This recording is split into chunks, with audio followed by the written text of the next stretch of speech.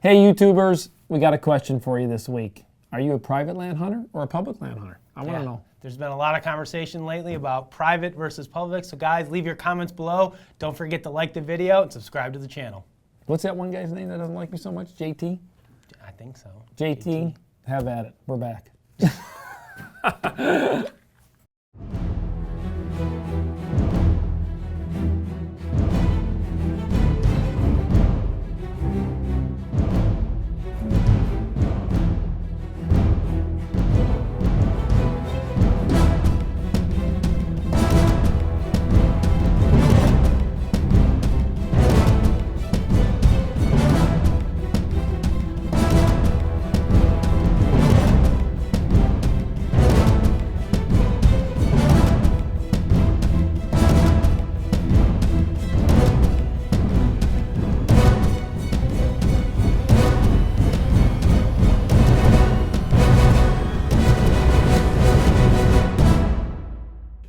Hey guys, welcome back. Justin, thank you for covering me last week. No, Tommy covered for you. I'm always here. Thank you for getting that done for me. Although I will say, that extra tree stand time did not help me at all. It didn't help at all. Without a buck.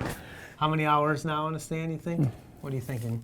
Oh, it's over 250. It's not. It's 250. That's like it's 2.5 seasons for me. It's not even funny. We're not even going to go there right now. It's okay because I'm happy because you know what, Justin? What? Our team's kicking butt. Our team. I mean, we've got. This is a great episode. Josh does a great job. Other guys have been successful and shot deer. So you know what? It gives me a very calm. Yeah. Daryl Bell's killed 2 bucks. Neil killed 1. Tim Ainsworth's killed 1. John Herrmann killed 1. It's out of control. Good stuff. It is out of control. So guys, this week we've got Josh Fletcher, who's always one of the fan favorites up there in Wisconsin. Yes. You know, Josh talks a lot about hunting public land, but I screwed that up. Todd screwed this one up. He did shoot this deer on private land. He's been hunting public land almost exclusively all year. Decided to take a night, and he's got, I think, like 15 acres. His fan meter like really that. went down. When I refixed that post, it was like, oh yeah, everyone was like, public land, yay! And then they're like, oh, you're just another one of those private farm hunters, aren't you, Josh? They're jealous. But it's a great hunt from Josh. He's had a stupendous season. So guys, let's check that out now.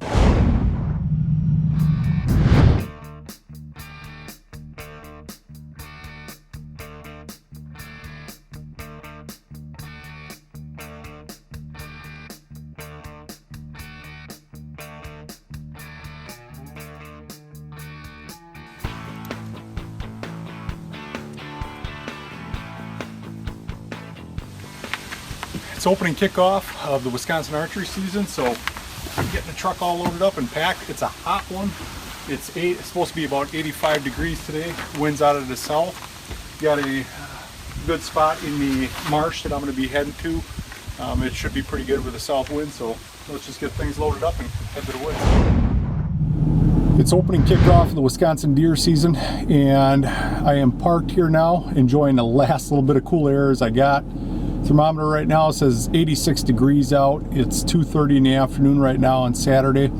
So we're gonna start getting ready here. It's 86 degrees. I'm not looking forward to this walk in, but we gotta get her done.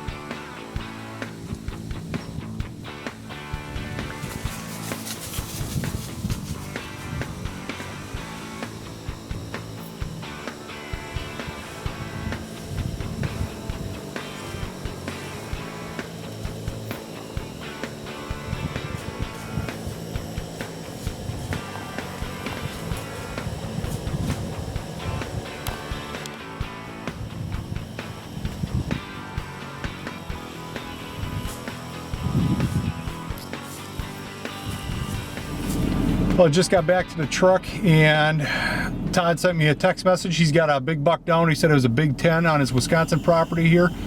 And for me, it was a really good night. Really hot. It's still 72 degrees. It's 8 o'clock at night. As you can see, I'm definitely glowing. But I saw 6 does, 2 small spikes. All in all, a good night. I couldn't be happier with that. Back in the stand, I know there's a shooter that's bedding in this spot. I've seen him twice now in the off season. I just catch glimpses of him. I was never able to get him on film, but he beds right in front of me within 60, 80 yards, just like yesterday's stand, very similar. I couldn't do a lot of filming on the way in. I am really close to a road, actually. The road's right behind me. It's one of those spots that everybody just overlooks, and this guy just seeks refuge right in this little marsh grass, some willows here. I call it the trifecta stand. I got soybeans on private land to the northeast of me. I got a private cornfield to the south of me. It's a pocket of public land I'm in right now. But he just beds right up here in front of me, so we're gonna sit tight.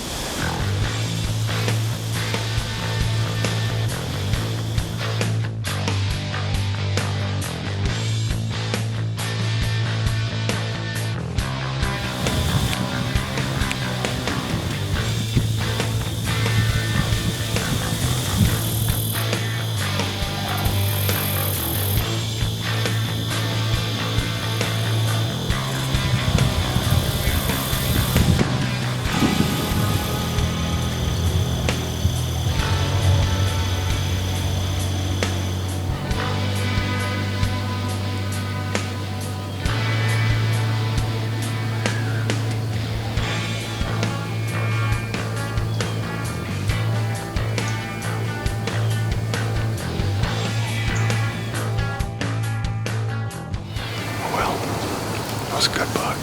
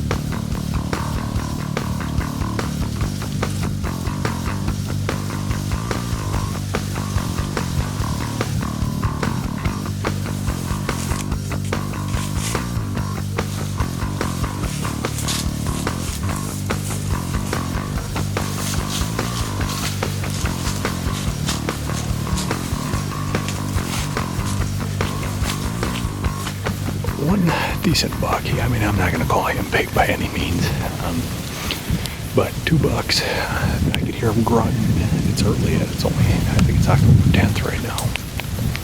There's some willows up here, and I could hear him grunting in there, so I just kind of waited them out, and they come right down.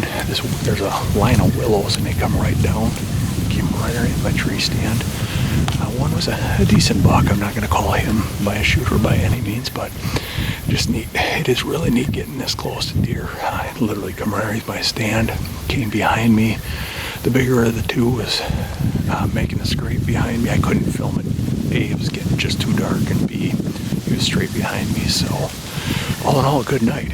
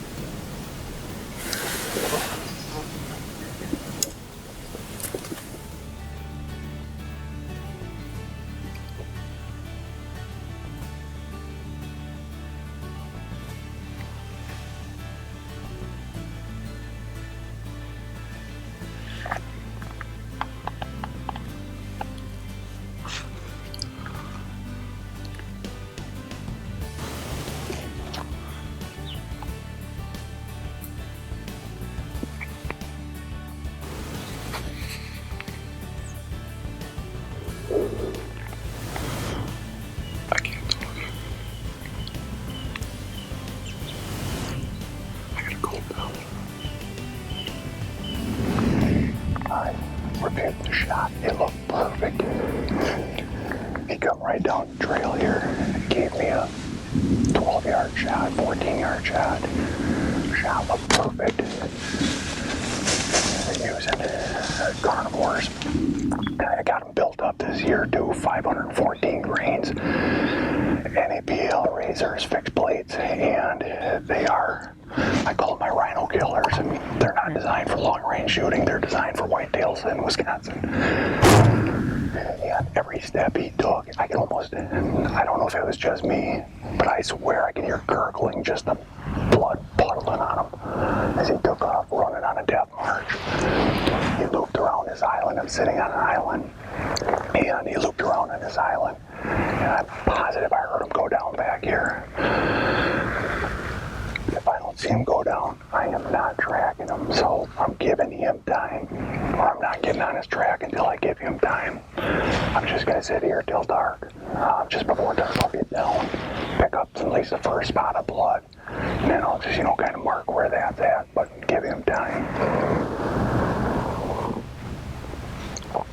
Just going to sit here and give him total time. Just got down, checked out the arrow. Arrow is jammed in the ground really good, but it is just coated with good blood. So what I figure he's solid heart or double lung, at least double lung on him, I'm assuming. I never breathe easy until I find him. So what I did is call a good friend who's going to come help me track, and I'm going to mark where I pick up the blood trail at. I'm not tracking, I'm just marking where I find first blood. And then I'm slipping on out of here. I'm leaving them for at least 2 hours before I track. All right, we are, gave him a couple hours here to lay up. I think it's been almost 3 hours. What time is it now? 8. I shot him at a little after, or a little before 6, so less than 3 hours. Looks like good lung blood on the arrow.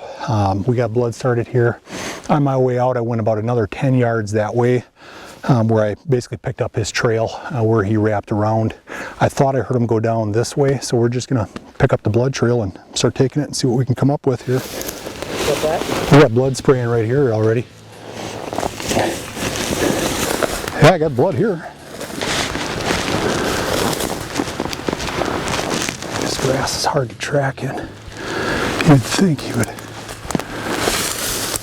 Okay, I got blood here. Blood here. You gotta be kidding me. Oh, right here. Walking circles around him. You gotta be kidding me. Oh my gosh. Here he is. This is a nice buck. I am happy with him. Like I said, I got a little panicked. I wasn't seeing the amount of blood that I was hoping to see on the track. I could have swore I heard him go down, and he did. But then again too, this grass, like I said before, it's very difficult to try and track on, but it's been a great season. I'm actually a little sad. I don't want to call it quits yet. The rut's just starting. This guy was making a scrape. I saw 2 does. I wasn't able to get him on camera. And they walked to the west of me about 60 yards out. It's real thick, kind of a little oak island that I'm sitting in, and they travel. And this oak island makes a point, and it comes to willows, and they travel these points, and they follow those edges around to where that oak meets the tall marsh grass. So that's what I was set up on, knowing that sooner or later, as the rut gets closer, these guys are going to be on their feet. They're going to start tracking or traveling, looking for a hot does. And I could hear in the woods, I could hear, pawing in the ground, and I heard a grunt, and it was him. He come walking in, gave me about a 12, I would go 14-yard shot, but absolutely, hit the smash button on him. That shot is absolutely perfect. I am pleased with that. I'm shooting Black Eagle carnivores. They're 519 grains, 514, somewhere in there. I call them my rhino killers. 125 grain NAP broadhead, and they're built up. The reason I built them up this year is I want to be hugging this shoulder crease. Everybody kind of has an opinion on it. I shoot a 70-pound bow with 520 grain arrow. I know, or my game plan was to hug this shoulder crease, so if I pull back a little bit, I'm still catching lungs, and if I get into the shoulder with that setup, you'll definitely blow through, especially with a fixed blade, you'll blow through that front shoulder. You might not get both, but this one here, you could not spot them on any better than that. Absolutely incredible. He is a nice buck, a solid 1, 2, 3, 4, 5, 6, 7, 8. Nice solid 8-point. Beautiful. Bow hunter die. The outdoors. It seems so plain and simple. But that's exactly what Moose Utility Division is all about. We make no excuses, because no matter what it is, it has to get done. So bring on the seasons, because we enjoy all of them. Man, Justin, bam, that is the bow hunter's dream when that arrow goes off and hits that money spot. Yeah, well, and you can hear it. Anytime you hear that sound that sounds like a balloon popping, kind of, when you just double lung a deer, like that's money. Josh, to his credit, he waited a couple hours. It's smart. I'm sorry. You know what? On that shot, maybe call me crazy, but I'm going in. He's crazy. 30 minutes to an hour, 2-3 hours. What's the point? Like, when you make a perfect shot, you make a perfect shot. Like, I'm sorry, you just know. And when you didn't make a perfect shot, you didn't make a perfect shot. That's a debate. We can debate that Especially all when day you got long. it on video. When you got that video to watch, that deer's dead in probably 100 yards. When you don't see it fall over and you don't think you hear it fall over, I think play it safe, wait. I think Josh did a great job. I think but you know what? The saying is, when in doubt, Back out. But when you're not in doubt, just go. I still what I think say. Josh did a great job. I was wondering when he was going to kiss the deer at the end there. Josh was, I tell you what, man, this buck here got to Josh. Yeah, he was definitely There's no pretty doubt. emotional, almost like speechless after he shot the deer. But that's why we bow hunt, right? That feeling, that emotion, that's what it's all about. So congratulations to Josh. That's a great deer he shot up there. Todd, next up we're going to get a couple updates from some team members. What do we got happening? Yeah, well, we're going to first jump in with Tyler. Tyler had a couple great hunts, and then finally he lays his eyes on a big one. Yeah, so let's check these out now.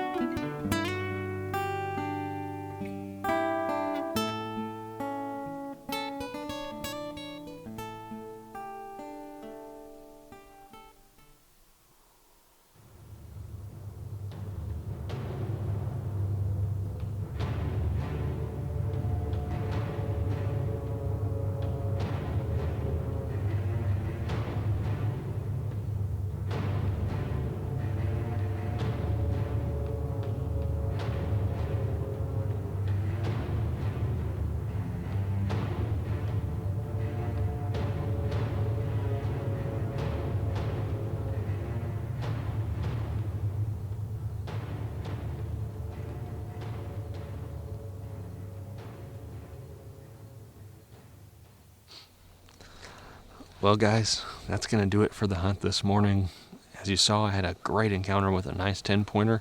Had that deer come in just 10, 12 yards away, and everything looked like it was going to be working out perfectly, and I just couldn't quite get drawn back and have him in frame and not get busted by the does he was with and not get busted by him. It was just a lot of things that kept me from doing what I wanted to do, and I wasn't going to risk it this early in the season of busting him and running him out of here. So I think this stand is going to be a hot spot this year. I just hung it up yesterday, and that might have contributed to him being a little bit less than comfortable around here. We tried to, completely stay scent free and everything while we were hanging this set, but the reality is there's always going to be a little bit of scent left behind, especially when I was out here sweating like I was. So, hey guys, as you can see, I am back in the stand. It's November the 7th, and really quick, I just wanted to close out my October with you guys. Probably last time you saw me was early October, and had a few really good hunts since then, including 2 encounters with my target buck, a deer I'm calling Coachwhip, and so it was really cool. I had some great footage laid down of a lot of different animals moving through, and unfortunately wasn't able to make it happen in the month of October, so a lot of sightings, no arrows flung, no bows drawn back, no nothing. So I'm hoping November's a little bit better for me, and maybe that will start tonight, who knows, we'll see. So anyways, I will, like I said, be in this tree for the rest of the month almost, it feels like, and hopefully I'll have a big buck down in a future episode for you guys. Bowhunt or die.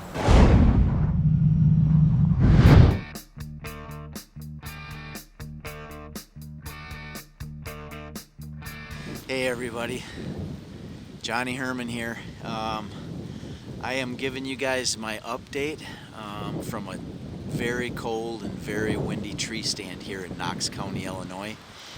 It's the morning of October 27th, and unfortunately I have not harvested any animals to show you guys yet. But I just wanted to check in and give you kind of an update as to how my season's gone.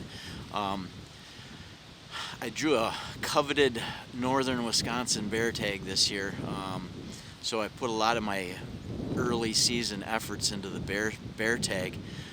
We had a lot of bears coming in, but we just could not get any bears to come in during daylight. So anyways, it was a fruitless effort. Never did tag a bear. Actually gave up the bear hunting at the end, just didn't have anything coming in at the end, and had a couple of pretty cool encounters. There was a sow with 3 cubs. We actually had 2 different sows with 3 cubs coming into our baits, and one of the sows was had 1.5-year-old cubs, and what they do is they'll kick them out in the fall before they den up, because she's going to have more cubs. She'll have some young cubs this winter. So she kicked these 3 little 1.5-year-old cubs out, and I actually ended up seeing them 2 different nights from my tree stand. They actually came right up and I don't know, played around underneath my stand. It was actually pretty cool. So unfortunately, I had to eat a Wisconsin bear tag, which you only get every 7 to 9 years up there, so that's a tough deal. But anyways, I did do a little bit of deer hunting up there. Saw a few deer. Had a couple of cool encounters. I passed up a couple of younger bucks one evening on the edge of a bean field. They were 3-year-olds, I suppose they were. They just needed another year or 2. But that was a pretty cool encounter. They fed out in front of me for quite a while. Obviously could have shot them, but decided to pass. And then a couple of sits later, I was hunting in a stand north of there, and ended up having a pack of wolves running some deer around me. I never did get any video of the wolves, but they really had some deer running up in this slashing that I was sitting in, and they ended up pushing some bucks by me. And I had these 3 bucks come popping into one of my shooting lanes, and I was filming them. It happened pretty quick, But by the time I realized one of them was a shooter that we call Boo, that I've got some pretty good history with. He's a 5.5 or a 6.5-year-old deer. I was playing cat and mouse with him back in December 2 years ago during late season. I had him at 22 yards 2 different times that late season. Never sealed the deal on him. So anyways, he had popped into one of my shooting lanes, and by the time I realized it was him, I didn't get it done. So after I got done hunting up there, I came down to Illinois. Normally, I set cameras down here in June, came down and checked them in July, and there really wasn't much going on. And then normally I would come down again in September and check them again and make sure everything was right, but I just never made it back down here this year, so I never got to check my cameras until I came down to hunt on October 10th, and lo and behold, I've got a really big double drop tine buck here on the Knox County farm. Among other bucks, we got a great inventory of nice big racked bucks down here this year. So anyways, I've been really putting my time in down here in Illinois. I've probably got about 100 hours in a tree stand here in Knox County, and I have struggled like I've never struggled before. I have seen, in those 100 hours, I've seen a total of 3 bucks from my tree stand, and the closest buck that was out of those 3 was 100 yards from me. That was the closest. And I've seen the 3 bucks for a total of about 2 minutes total combined. So that, my friends, is a lot of time in a tree stand without seeing a lot of animals. I haven't even seen does and fawns. I could have shot a total of 7 does and fawns in those 100 hours. So I don't know if you can call me persistent or call me stupid or call me whatever you want, but I am struggling mightily in Illinois this year. But there's season left. I don't know how much more hunting I'm going to get down here. I'm going to head home after this morning's hunt and get reorganized, and I'm heading to Kansas for a 10-day hunt. On October 30th we leave. So I'm hoping that my luck's going to change out in Kansas. Hopefully I'll get to show you guys a big Kansas buck going down. You know, Justin, I sure hope that Tyler does catch up with that buck, because that is a great Texas-looking deer right there. And I mean, obviously we can't show everybody all the footage, but No. Tyler's had a lot of great encounters with some good deer. I know every time it seems like I open my phone, there's another text message from Tyler Barron, like, check out this buck I saw, check out this buck I saw. I'm like, dude, no wonder everybody down in Texas hunts. They got big bucks everywhere, it seems like. You know, and then on the flip side of that, you got Johnny, who's got trail camera pictures of some absolute giants, including the mega double drop ridiculous thing. And he just isn't seeing deer. I mean, believe me, I can empathize with that. I know you can as well. It's been a tough season for all of us. But, you know, as Johnny's about to show us in an upcoming episode, you know, that can all turn around pretty quickly. He went down to Kansas. If you guys watch our social media accounts, you see that Johnny did shoot a good deer down there on like his first or second day, I think it was. So, I mean, everything can turn around literally in the blink of an eye. That's what's going to happen to us, man. See, it's all good. Let's hope so. That's what's going to happen. Let's hope so. I'm still holding out hope. So, guys, that's all the hunting action we've got for you this week. Of course, next up, we're going to do trophy photos. Guys, as I promised last week, we got all these trophy photos from the Bowhunt or Die Facebook group. Everybody who was posting photos in that group, there was a lot of them. So we sifted through them this morning. We picked out some of the better ones. So let's go. Dylan McPherson. Mitchell Neeb. Coy Potoff. Kyle James. David Eney. Jeremy Matney. Derek Smith. And Reed Kelly. Man, Justin, these are some great looking bucks. I mean, this is I don't know, this gets harder and harder each time, but it does. Chicken, winner, dinner. Who's the winner? Come on, pick it out. Chicken, winner, dinner? Yeah, I don't whatever. think that's how it goes, but we're going to go with Derek Smith as this week's winner. Not only did he shoot a great buck, but he's got a great image, so congratulations to Derek. Make sure you email info@bowhunting.com with your information. To where these bucks were harvested. We need that, right? Yeah, exactly. We definitely do need that. So, guys, congratulations on your trophies. Remember, if you want to see yourself right here in an episode of Bowhunt or Die, join the Facebook group, post post your photos there, or you can email them to info@bowhunting.com. Because there is a difference, Justin, with that Facebook group. I mean, of course, we have our Facebook bowhunting.com page, but then we have the exclusive group that we have to award you your ability to get in. Yeah, and then we have to ban people when they don't behave themselves. Guys, we appreciate you tuning in. Before we go, we've got the second part of our Lancaster archery kind of special segment that we're doing on how to select and build the right arrows for your setup. This week we're talking about arrow length, so I'm going to throw it over to PJ Riley right now. So here we are at the Lancaster Archery Supply warehouse arrow cutting saw. We got plenty of them at Lancaster Archery. You can find them on our website. We've already determined that my arrow length is going to be 29 inches. The things you want to pay attention to when you're cutting an arrow is you just want to roll it as you are making your cuts. You don't want to put any pressure in the middle here. These arrows are flexible. That's going to lead to an uneven cut on the end.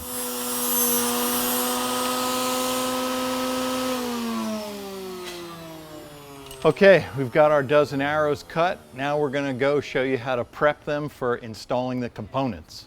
What we like to use is a device called the G5 arrow squaring tool. This is a real simple device that you can use to make sure the ends of your arrows are flat, perfectly flat. What we like to do is take a silver Sharpie, and on the very end of your arrow, you're just going to put that silver on there. And I'm just going to sit there. It's got the supports for the arrow. I'm just going to spin this. I'm putting pressure forward into the sanding device. And once all that silver is gone, then I know that I have a flat end there. So, and of course, if you're going to be putting in Luminox like we are, it never hurts to do the exact same thing to the knock end of the arrow. Now we're ready to glue in our inserts. The insert process for the Black Eagle Rampage is real simple.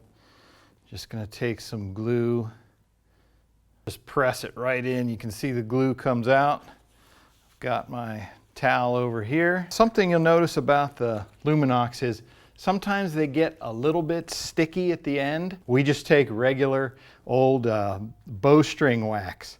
It should help this slide right into place. We know that it works. Turn it on.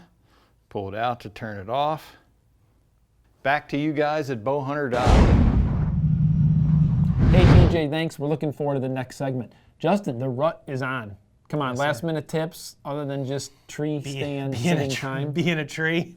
Gosh. Right now, that's about it, man. That's really my only advice. Be in a tree. I agree. Guys, make sure you wear your safety harnesses. Make sure you use your lifelines.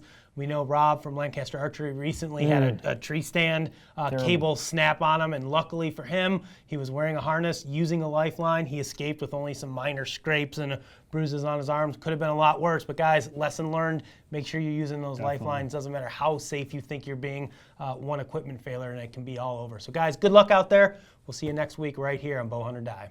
For more exciting action, be sure to follow us on Facebook, Twitter, and Instagram and receive live updates from our team members as well as the latest happenings in the bowhunting and archery world. Be sure to share your photos, stories, and experiences as well. And don't forget to pick up your official Bowhunting.com and Bowhunter Die gear by visiting Bowhunting.com/gear. We have a full selection of hats, shirts, decals, wristbands, and much more. Hey YouTubers, I'm back, so if you want to give me a hard time again, you're more than welcome to. Don't worry, I think they will. I'm finally back. Leave your comments bashing me below. Dial in McPherson. Dylan.